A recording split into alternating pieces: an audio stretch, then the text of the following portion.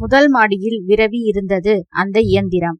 இயந்திரம் என்றால் ஏதோ பல் சக்கரங்களும் அவ்வப்பொழுது பிசிர் பிசிராக சப்தமும் தடார் என்ற ஓசையும் பச்சை சிவப்பு விளக்குகளுமாக இருக்கும் என்று நினைத்தால் அப்படி இல்லை. முன்பக்கமும் பின்பக்கமும் ஒரே மாதிரி அமைந்த கார் ஒன்றை யோசித்து பாருங்கள். அந்த காருக்கு ஒரே ஒரு கதவுதான் இருக்கிறது, மற்றவை எல்லாம் மூடியிருக்கிறது. அந்த கதவிலும் கண்ணாடி பாகம் ஓர் அடி சதுரம்தான் என்று எண்ணி பாருங்கள். ஏறக்குறைய அதுதான் செல்வாவின் கால இயந்திரம். ஓடுமா என்று நான் கேட்டேன். ஆம் என்றார் டாக்டர் செல்வா. சக்கரங்கள் இல்லையே. அந்த மெஷின் 4வது பரிமாணத்தில் ஓடும், காலப்பரிமாணத்தில் ஓடும். சக்கரங்கள் தேவையில்லை. டாக்டர் செல்வாவை பார்த்தால் பொய் சொல்லக்கூடியவராக தெரியவில்லை. அவர் நாசியில் கம்பீரமும் அலமாரி முழுவதும் நிரம்பி வழிந்த புத்தகங்களும் அந்த ஆராய்ச்சி சாலையில் இருந்த விதவிதமான சாதனங்களும் அவர் ஆராய்ச்சி கட்டுரைகள் வெளிவந்த மிக முக்கியமான விஞ்ஞான பத்திரிகைகளும் அவர் சொல்வதை நம்ப தூண்டினாலும் என் கண்களில் அவநம்பிக்கை இன்னும் பாக்கி இருந்திருக்க வேண்டும். நீங்கள் நம்பவில்லை என நினைக்கிறேன் என்றார் டாக்டர் செல்வா. இல்லை டாக்டர், நம்ப சிரமமாக இருக்கிறது. பரிசோதித்து பார்த்து விடுங்களேன் என்றார் புன்னகையுடன். நிஜமாகவே எதிர்காலத்திற்கும் கடந்த காலத்திற்கும் இதில் பிரயாணம் செய்ய முடியுமா என்றேன். ஆம். அது எப்படி சாத்தியம்? சார்லஸ் டன்னின் எக்ஸ்பிரிமெண்ட்ஸ் வித் டைம் படித்திருக்கிறீர்களா? சென்ற நூற்றாண்டு புத்தகம் என்றார் டாக்டர். இல்லை டாக்டர், விஞ்ஞான விஷயத்தில் நான் ஒரு பாமரன். அந்த கரும்பலகையில் பூச்சி பூச்சியாக எழுதியிருக்கும் கணக்குகள் எல்லாம் எனக்கு வெட்ட வெளி என்றேன் நான். சுலபமாக சொல்லி பார்க்கிறேன். இந்த காகிதத்தை உங்களால் பார்க்க முடிகிறதா என்றார் டாக்டர். முடிகிறது. இதற்கு எத்தனை பரிமாணம்? 2 நீளம் அகலம். இந்த பெட்டியையும் உங்களால் பார்க்க முடிகிறது இல்லையா? இதன் பரிமாணங்கள் எத்தனை? 3 நீளம் அகலம் உயரம். நல்லது. அதோ தூரத்தில் அந்த வீடு தெரிகிறதா? தெரிகிறது. பின்னால் பாருங்கள், அந்த டவர் தெரிகிறதா? தெரிகிறது. இடது வலது மேலே கீழே முன்னே பின்னே எல்லா திசைகளிலும் 3 பரிமாணங்களையும் உங்களால் உணர முடிகிறது. எப்படி? எப்படி என்றால் நீங்கள் ஒரு 4 பரிமாண ஆசாமி, அதனால்தான் என்றார் டாக்டர். 4? ஆம், உங்களுக்கு 4 பரிமாணங்கள் உள்ளன. 4வது காலம் உங்கள் வாழ்நாள். ஆத்மாவை 4 பரிமாணங்களில் குறிப்பிட வேண்டும் என்றால் உயரம் 6 அடி, சராசரி நீளம் 1.5 அடி, சராசரி அகலம் 1/2 அடி. இவை 3 பரிமாணங்கள். நீங்கள் பிறந்த தினம் எது? மே 3ஆம் தேதி 1988. எனவே உங்கள் தற்போதைய கால பரிமாண அளவு மே 3, 1988 இன்று வரை. எனவே நீங்கள் ஒரு 4 பரிமாண பிரஜை. புரிகிறதா? லேசாக என்றேன் நான். ஒரு 4 பரிமாண மனிதனால் 3 பரிமாணங்களில் முன்னும் பின்னும் மேலும் கீழும் இடமும் வளமும் சுலபமாக நோக்க முடிகிறது. உன்னிப்பாக கவனியுங்கள். ஒரு 5 பரிமாண பிரஜையினால் என்ன செய்ய முடியும் என்று யோசித்து பாருங்கள். டாக்டர் என் பதிலுக்கு காத்திருக்க நான் நெற்றியை சுருக்கி யோசித்தேன். திடீர் என்று ஒரு பல்ப் எரிந்தது. ஆம் டாக்டர், ஒரு 5 பரிமாண ஆசாமியால் 4வது பரிமாணத்தில் முன்னும் பின்னும் செல்ல முடியும். அதாவது காலத்தில் முன்னும் பின்னும் நடக்க முடியும். இந்த எந்திரம் அதைத்தான் செய்கிறது. உங்களை 5 பரிமாண உலகத்தில் நுழைத்து விடுகிறது. எனவே உங்களால் எதிர்காலத்திலும் இறந்த காலத்திலும் செல்ல முடியும். இப்பொழுது சொல்லுங்கள், எங்கே செல்ல விரும்புகிறீர்கள் நீங்கள்? எதிர்காலமா இறந்த காலமா என்றார் டாக்டர் என்னிடம். எனக்கு உவகை பொங்கியது. சற்று பயமாக கூட இருந்தது. அது சாத்தியமென்றால் நான் என் ஆராய்ச்சி காலத்திற்கே சென்று விடலாமே. மண்டையை உடைத்து கொண்டு சாசனங்களையும் கல்வெட்டுகளையும் அகழ்வுகளையும் ஆராய்கிறேனே, அந்த காலத்தை கண்டுபிடிக்கத்தானே. டாக்டர், நான் இறந்த காலத்திற்கு செல்ல விரும்புகிறேன். சரி, எந்த நூற்றாண்டு? அதை நான் பிறகு தீர்மானிக்கலாமா? முடியும். உங்கள் உத்தேசம் புரிகிறது. விசாரித்து விசாரித்து உங்களுக்கு தேவையான நூற்றாண்டை அடையாளாம். டாக்டர் கதவை திறந்தார். இதோ பாருங்கள், இந்த சீட்டில் உட்கார்ந்து கொள்ளுங்கள். இதோ இருக்கிறதே, இந்த கண்ட்ரோலில் எண்களை உங்கள் இஷ்டத்திற்கு அமைத்து கொண்டு அந்த பட்டனை தட்டினால் போதும். உங்களுக்கு 1000 வருஷங்கள் பின்னோக்கி செல்ல வேண்டுமா? 1000ஐ தேர்ந்தெடுத்துவிட்டு கழித்தல் குறியை தொடுங்கள். போதும். முன்னோக்கி செல்ல வேண்டும் என்றால் கூட்டல் குறியை தொட வேண்டும்.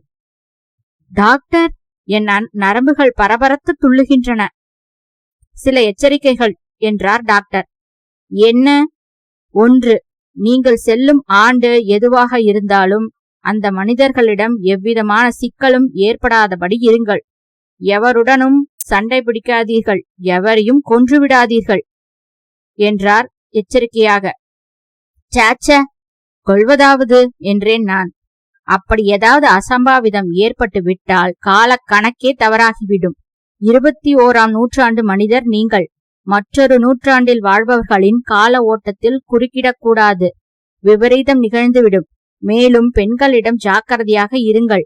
பார்க்க அழகாக இருக்கிறீர்கள் நீங்கள். சபலமே வேண்டாம். கல்யாணம் செய்து கொண்டு விடாதீர்கள். காரியம் கெட்டுவிடும். சாச்ச, அதெல்லாம் நடக்காது, உத்தரவாதம் டாக்டர் என்றேன் நான். மற்றொரு முக்கியமான எச்சரிக்கை. இந்த கண்ட்ரோல் பெட்டியை தவறவிட்டு விடாதீர்கள். சிறிய பெட்டி உங்கள் பைக்குள் அடங்கும். எப்பொழுதும் உடன் வைத்திருங்கள். திரும்ப வருவதற்கு இதன் ரிட்டன் என்ற பட்டனை மறக்காமல் அழுத்த வேண்டும். சுலபம். நான் அந்த சிறிய கூண்டிற்குள் உட்கார்ந்து கொண்டேன். டாக்டர் அதன் கதவை மூடினார். ஜன்னல் வழியாக அவர் புன்னகை தெரிந்தது. கட்டை விரலை உயர்த்து காட்டினார். ஜன்னல் திரையிட்டு மூடிக்கொண்டது. உள்ளே சுகமாக இருந்தது. கண்ட்ரோல் பெட்டியை எடுத்தேன். யோசித்தேன். மெலிதான என்ற ஒளி கேட்டுக்கொண்டிருந்தது. எங்கே போகலாம்? இந்த சந்தர்ப்பத்தை பயன்படுத்தி என் ஆராய்ச்சிக்கு சாதகமான விஷயங்களை சேகரிக்க வேண்டும். முதலில் இந்த எந்திரம் வேலை செய்கிறதா என்று பார்க்கலாம். ஏதாவது ஒரு வருஷத்தை பார்க்கலாம். எந்த நூற்றாண்டு? பல வருஷங்கள் பின்னோக்கிச் செல்ல எண்களை அமைத்தேன். வாசலில் கோலம் போல போட்டுக்கொண்டிருந்த அந்த பெண் நிமிர்ந்தாள். நான் அவளை பார்த்து சிரித்தேன். திடுக்கிட்டு ஓடினாள். அவள் கச்சு அணிந்திருந்தாள். ஓடுகையில் நகைகள் ஆராவாரித்தன. தெருவில் வீடுகள் தாழ்ந்து இருந்தன. அந்த பெண் உள்ளே ஓடிய வீட்டிலிருந்து ஒரு வயதானவர் வெளிப்பட்டார். கையில் ஈட்டி வைத்துக்கொண்டு முறைப்பாக வந்தவர் என்னை கண்டதும் அங்கேயே நின்றுவிட்டார். ஹலோ என்றேன். எனக்கு தமிழ் தெரியும் என்றேன். திரு என்று விழித்தார். அவர் மார்பில் முரட்டு துணி அணிந்திருந்தார். ஆபரணங்கள் அணிந்திருந்தார். செருப்பு கட்டையால் செய்ததாக இருக்க வேண்டும். சாளரத்தின் வழியாக அந்த பெண்ணின் முகம் தெரிந்தது. பயம் பயம். தமிழ் பேசுவேன், மொழி பகிர்வேன் என்றேன். யார் நீ? நண்பன், சிநேகிதன், நல்லவன், துன்பம் செய்யாதவன், அமைதியை நாடுபவன் என்றேன் நான். இப்பொழுது என்னை சுற்றி ஓர் ஈட்டிக்காரர்களின் கூட்டமே சேர்ந்துவிட்டது. 10 அடி தூரத்தில் நின்றார்கள். உன் பெயர் சொல் என்றார்கள் அவர். ஆத்மா. ஒற்றன் ஒருவன் முணுமுணுத்தான். கொள் என்றான் ஒருவன். ஈட்டியை குறிபார்த்தான் என் மேல். இல்லை இல்லை, இரு. அடேய், நீ யார்? உன் அரசன் யார் என்றார் அந்த வயதானவர். என் அரசன் மாண்புமிக்க மாட்சிமை தங்கிய உங்கள் மன்னர்தாம் என் அரசன். அவர்கள் ஒருவரை ஒருவர் பார்த்து கொண்டார்கள். ஈட்டிகள் தயங்கின. உன் உடைகள் ஏன் இப்படி இருக்கின்றன? நான் நெடுந்தூரம் பிரயாணம் செய்தவன், 2 நாட்கள் பிரயாணம் செய்தவன், பல தேசங்கள் பார்த்தவன். மன்னவரை நோக்கியிருக்கிறாயா? நோக்கியிருக்கிறேன், தீர நோக்கியிருக்கிறேன். போர் நிகழப்போகிறது, வெல்லப்போகிறார் அவர். இவன் பேசுவது சரியாக இல்லை. களைத்திருக்கிறேன். அழகாக குடிமை வைத்திருக்கிறாய் என் நண்பனே. ஜன்னலுக்கு உள்ளிருந்து சிரிப்பொலி கேட்டது. அது என்ன என்று என் பையை காட்டி ஒரு பையன் கேட்டான். அது ஃபவுண்டைன் பேனா, எழுதுவதற்கு உரிய சாதனம். காகிதம் இருக்கிறதா? காகிதம்? இங்கே வா பாப்பா என்று அந்த சிறுமியின் நெற்றியில் அழகாக பொட்டிட்டேன். எல்லோரும் அதை வியந்து பார்த்தார்கள். ஓர் இளம்பெண் தன் சாளரத்தை மறந்து வெளியே வந்தாள். முடிநாகா, இவர் நம் மன்னரைச் சேர்ந்தவர், அழைத்துச் செல், விருந்திடலாம். அந்த பெண்ணிடம் என் சிகரெட் லைட்டரை தட்டி காட்டினேன். ஓடிப்போய் 3-4 பெண்களை அழைத்து வந்தாள். உன் பேர் என்ன? தலையை ஆட்டினாள் அவள். கன்னத்தில் சிவப்பு தெரிந்தது. உன் கையை காட்டு பார்க்கலாம். அவள் கை சிவந்திருந்தது. வருகிற பொழுது கொஞ்சம் பிளாஸ்டிக் வளையல்களை வாங்கி கொண்டு வந்திருக்கலாம் என்று தோன்றியது. வெட்கப்படாதே, எனக்கு என்ன வயது தெரியுமா என்றேன். பதில் இல்லை. உன் வயது என்ன என்றேன் அந்த பெண்ணிடம். பிங்கள ஆண்டு பிறந்தேன் என்றாள் அவள். பிங்கள? அது என்ன? கட்டை விரலை வெட்டுவது போல காட்டும் ஒரு வித்தை தெரியும் எனக்கு. அதை காட்டினேன். பயந்து ஒருத்தியை ஒருத்தி கட்டிக்கொண்டார்கள். இங்கே வா, அதை எப்படி செய்வது என்று காட்டுகிறேன். தயங்கி வந்தாள். இந்த கையை எடுத்துக்கொள், இப்படி வைத்துக்கொள். இந்த விரலை மடக்கு, வலிக்காது, கவலைப்படாதே. இது என்ன பாசிமணியா? வெளியே குதிரை குளம்பொலி கேட்டது. எங்கே அவன் என்றான் முறைப்பாக. அதட்டல் கேட்டது. உள்ளே கூப்பிடு. உள்ளே வந்த அந்த பெரியவர், நண்பரே, உம்மை மன்னர் அழைக்கிறார் என்றார் என்னிடம். வெளியே ஒரு சிப்பாய் காத்திருந்தான். அவன் வாள் மின்னியது. பக்கத்தில் ஒரு காளி குதிரை காத்திருந்தது. நல்ல உயரமாக இருந்தது. என்னை பார்த்ததும் 3 தடவை கனைத்தது. ஏறு என்றான் என்னிடம். எனக்கு குதிரை ஏறி பழக்கமே இல்லை. சின்ன வயதில் பார்க்கில் ஒரு மட்டக்குதிரை மேல் ஏற்றி உட்கார வைக்கப்பட்டு ஒரு ஆள் கூடவே ஓடி வர திகிலாய் பிரயாணம் செய்ததோடு சரி. அப்புறம் ஸ்கூட்டர், பேட்டரி கார், இப்படித்தான். நடந்தே வருகிறேன் என்றேன். முடியாது, அதிக தூரம், ஏறு. முடிநாகன் என்னை குதிரை மேல் ஏற்றிவிட்டான். சாளரத்தில் அந்த பெண் என்னை பார்த்து கட்டை விரல் வித்தை செய்து காட்டினாள். எனக்கு ஆத்திரமாக வந்தது. குதிரை அரேபிய குதிரை போலும். சற்று சங்கடமாக இருந்தது. உதறு உதறு என்று உதறியது எனக்கு. டெலிவிஷனில் குதிரை பந்தயம் பார்த்திருக்கிறேனே, எப்படி அவர்கள் வேகமாக சவாரி செய்கிறார்களோ. பாய்ச்சலுக்கு ஏற்ப ஆடி பார்க்கலாமா? முயன்றேன். ஏறக்குறைய சரிந்தே விட்டேன். சமாளித்து எங்கேயோ பிடித்துக்கொண்டு லாட்ரி குழுக்கள் போல உடம்பின் எலும்புகள் அனைத்தும் புழுங்க, உடம்பெல்லாம் புழுதியாக அந்த மாளிகை வாசலில் இறங்கி பிரம்மாண்டமான மரக்கதவின் திட்டி கதவினூடே நுழைந்து பல ஈட்டிக்காரர்களை கடந்து ஒரு கால் நொண்டியத்தபடியே மன்னரின் அரண்மனைக்குள் அழைத்துச் செல்லப்பட்டேன். கட்டிடக்கலை என்னை ஆச்சரியத்தில் ஆழ்த்தியது. கம்பத்திற்கு கம்பம் தீப்பந்தங்கள் எரிந்தன. பகல் வெளிச்சம் உள்ளே கம்மியாக இருந்தது. குதிரை லாயத்தில் வெளிவந்தோம். நிறைய கருப்பு குதிரைகள் இருந்தன. தாண்டியதும் ஒரு சதுரம். அதன் 4 பக்கங்களிலும் தாழ்வான மண்டபங்கள். சதுரம் ஒரு கால்பந்து மைதான அளவுக்கு பெரிதாக இருந்தது. அதன் மத்தியில் ஒரு மேடை தெரிந்தது. அது என்ன மேடை என்று நான் கேட்டேன். துரோகிகளை பலியிடுவதற்கு என்றான் என்னுடன் வந்தவன். சதுரத்தின் குறுக்கே நடந்து அதன் மேற்கு பகுதியில் இருந்த வாய்ப்புறத்தை அணுகி உடற்பயிற்சி செய்து கொண்டிருந்த ஒரு 100 இளைஞர்களை கடந்ததும் எல்லோரும் ஒரு கணம் நிறுத்திவிட்டார்கள் என்னை பார்த்து. இங்கே காத்திருங்கள் என்று ஒரு கல் மேடையில் உட்கார வைத்துவிட்டு உள்ளே சென்று விட்டார்கள். அரை மணி நேரம் காத்திருக்க வேண்டியிருந்தது. மன்னர் உங்களை அழைக்கிறார். மன்னர் என் உயரம்தான் இருந்தார். அவர் அமர்ந்திருந்த விகிதம் வினோதமாக இருந்தது. ஏறக்குறைய சப்பளம் கட்டி கொண்டு உட்கார்ந்திருந்தார். பக்கத்தில் சற்று தாழ்வாக இருவர் அமர்ந்திருக்க தட்டு ஒன்றில் உணவு வைத்திருந்தது. சில பழங்கள் பரிச்சயமாக இருந்தன. தூரத்தில் ஒரு பெண் வாத்தியம் வாசித்துக் கொண்டிருந்தாள். அவளை ஒரு விரல் சொடுக்கில் யாரோ ஒரு மந்திரி நிறுத்தினான். மன்னர் நெற்றி அகலமாக இருந்தது. நாசியின் தீர்க்கம் டாக்டர் செல்வாவை ஞாபகப்படுத்தியது. கைகளிலும் புஜங்களிலும் சில அணிகலன்களும் அணிந்திருந்தார். அவர் வயசுக்கு சற்று பாரியான உடம்பும் கொஞ்சம் இளம் தொந்தியும் தெரிந்தது. உன் பெயர் என்றார் மன்னர். ஆத்மா மகா மன்னரே என்றேன் நான். தமிழ் புதிதாக கற்றிருக்கிறீர்கள் ஒற்றரே. ஒற்றனா? நான் ஒற்றன் அல்ல, யாத்ரிகன். நீர் யாரைச் சேர்ந்தவர் சொல்லிவிடும். விரோதி நாட்டான் அனுப்பி வைத்தானா என்று அருகே இருந்தவரை பார்த்து கொண்டே என்னை கேட்டார் மன்னர். அவர்களை எனக்கு தெரியாது. பொய். இன்று காலை நமது தலைநகருக்கு அருகே ஒரு கிராமத்தில் நீர் என்ன பேசினீர் ஞாபகம் இருக்கிறதா என்று கோபத்துடன் என்னை பார்த்து கேட்டார் மன்னர். மகா மன்னரே, நான் இன்று காலை பேசியதற்கு காரணம் சொன்னால் நீங்கள் நம்ப மாட்டீர்கள் என்றேன். சொல்லுங்கள், நம்ப முயற்சி செய்கிறேன் என்றார் பல்லவர். நான் உங்கள் நூற்றாண்டைச் சேர்ந்தவனே இல்லை. நான் 21ஆம் நூற்றாண்டு மனிதன். என் உடைகள் வினோதமாக இருப்பதற்கு அதுதான் காரணம். நான் வைத்திருக்கும் இந்த பேனா, இந்த சிகரெட் லைட்டர் எல்லாம் அந்த நூற்றாண்டின் சாதனங்கள் என்றேன். மன்னர் பக்கத்தில் இருப்பவரை பார்த்து சிரித்தார். அவர்கள் எல்லோரும் சுவிட்ச் போட்டார் போல ஒரே சமயத்தில் சிரித்தார்கள். உண்மை என்றேன் நான். உங்களுக்கு வேறு உண்மை அகப்படவில்லையா? மன்னரே, இவனை என்னிடம் அனுப்பி வைக்க வேண்டுகிறேன். 4 கசேடிகளில் உண்மை வெளிவந்துவிடும் என்றார் சற்று திடகாத்திரராக ஒதுங்கியிருந்த ஒரு முண்டாசாசாமி. தீ வளர்க்கும் ஆயுதம் வைத்திருக்கிறேன் என்று எனக்கு பின்னால் இருந்து ஒரு குரல் கேட்டது. இரு இரு என்று சைகை காட்டி மன்னர் தாம் அருகில் இருந்த ஒரு பெரியவரை கூப்பிட்டு அவருடன் சற்று தாழ்வாக பேசினார். நான் கூர்ந்து கவனித்தேன். பேசிய மொழி தமிழில்லை, சமஸ்கிருதம் போலவும் இருந்தது. அந்த பெரியவர் தலையாட்டினார். தட் தட் என்று கையை தட்டினர். மன்னர் என்னை அப்புறம் கவனிக்கவே இல்லை. 2 வலுவுள்ள புஜங்கள் என்னை பற்றி முனிசிபாலிட்டி நாயை இழுத்துச் செல்வது போல இழுத்துச் சென்றன. ஐயையோ, ஏதாவது ஒன்று கிடக்க ஒன்று செய்துவிடப் போகிறார்களே என்று திரும்பி உரத்த குரலில் கத்தினேன். மன்னரே, என்னை நம்புங்கள். நான் எதிர்காலத்து ஆசாமி. எனக்கு உங்கள் சரித்திரம் முழுவதும் தெரியும். நீங்கள் இதுவரை செய்தவை, இனி செய்ய இருப்பவை எல்லாம் சொல்வேன் என்றேன். என் வாயை பொத்தி நடடா கூத்தனை என்று சொல்லி செவிட்டில் அறைந்தான் ஒருவன். படி இறங்கி இருட்டான ஓர் இடத்திற்கு இழுத்துச் செல்லப்பட்டேன். அங்கே என் மார்பு சட்டையை கழற்றச் சொன்னார்கள். உள்ளே பனியனையும் கழற்றச் சொன்னார்கள்.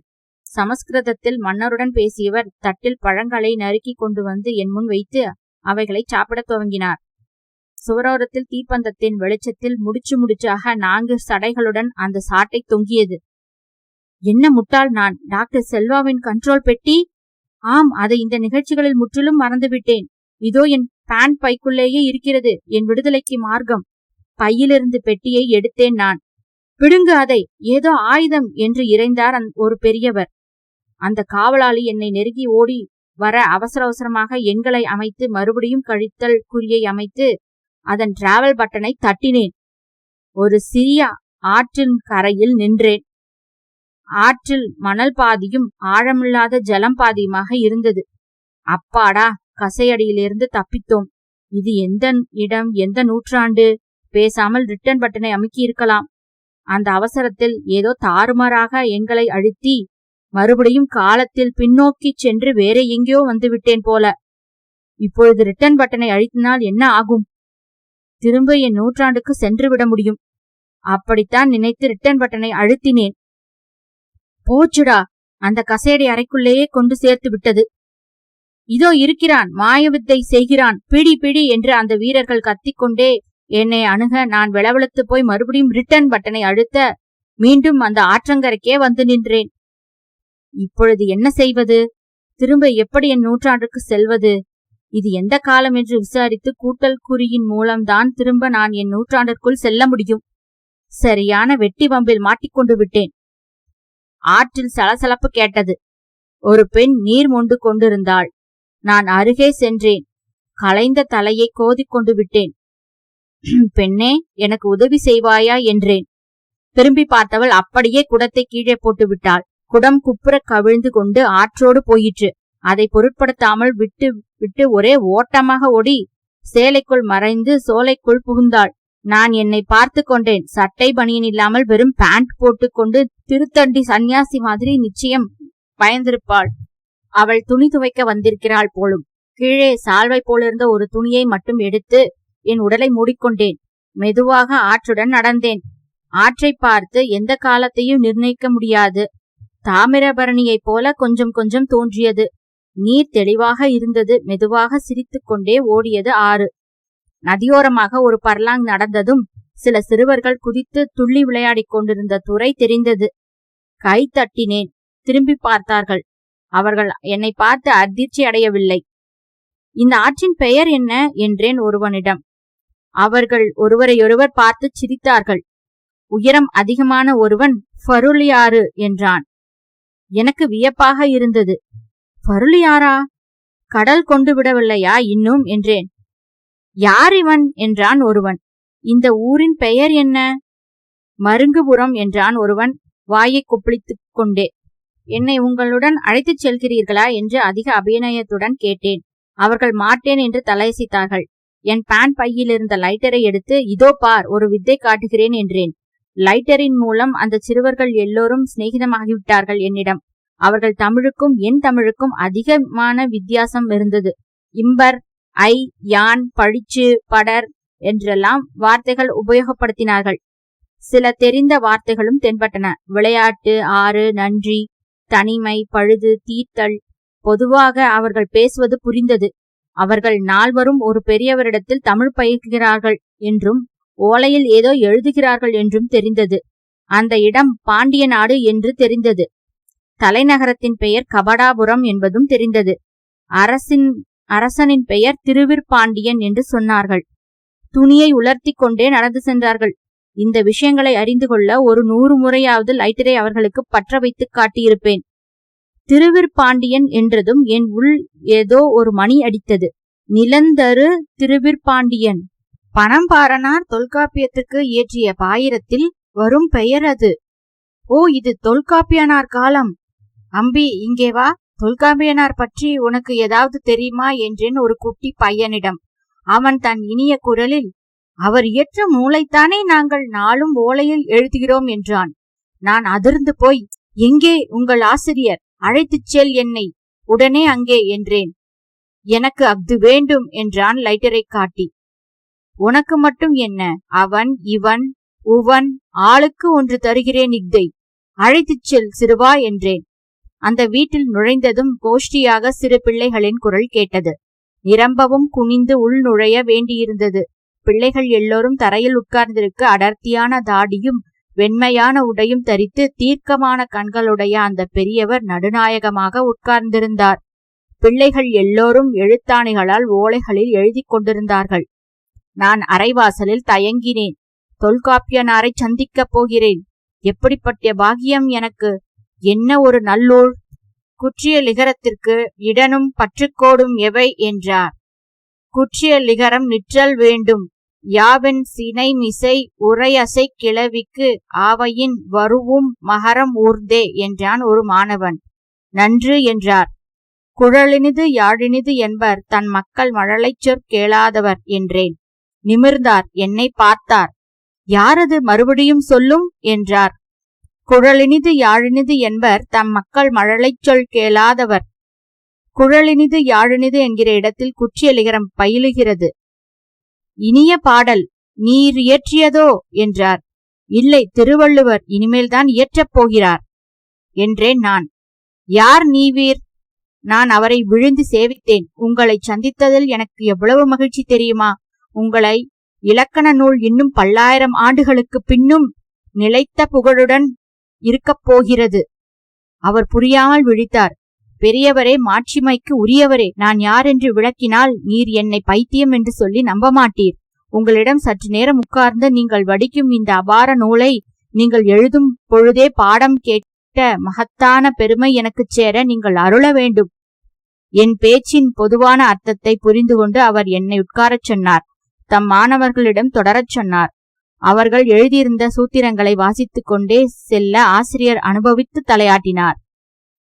ஈ தா கொடுவெனக் கிளக்கும் மூன்றும் இரவின் கிளவி ஆகிடன் உடைய என்று படித்ததும் என்னை பார்த்து, கிளவியில் ஈ தா கொடு போன்ற வழக்குகள் உண்டா என்றார்.